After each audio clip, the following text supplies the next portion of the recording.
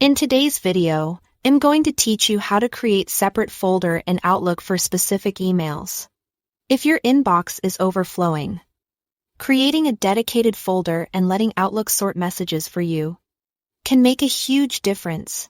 Let's start by setting up the folder itself.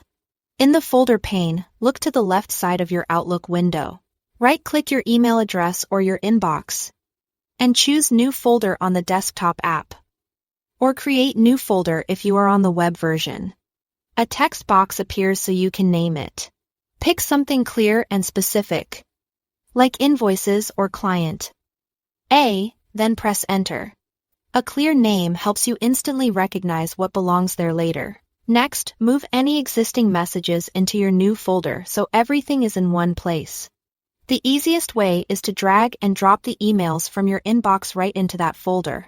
If you prefer, you can click an email, choose Move, and then select the folder you created. This doesn't delete anything. It simply files messages where they'll be easier to find. Now let's automate the process so future emails land there automatically. Find one email from the sender you want to filter. Click that message, go to Rules, and choose Create Rule.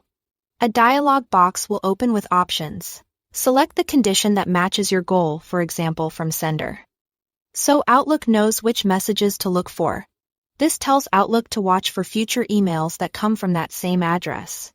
With the condition selected, set where those messages should go. Check the option Move the item to folder. Then choose the folder you just created. This links your rule to that destination, so you don't have to move messages manually anymore. Once that's set, click OK to apply the rule. From now on, new emails that match your condition will automatically move into your folder as they arrive, keeping your inbox cleaner and making important threads easier to track. If you ever want to quickly review what's been filed, just open the folder on the left and everything is organized for you. And if you've already placed similar emails in that folder, your view will be consistent between past and future messages. That's all you need. Thanks for watching.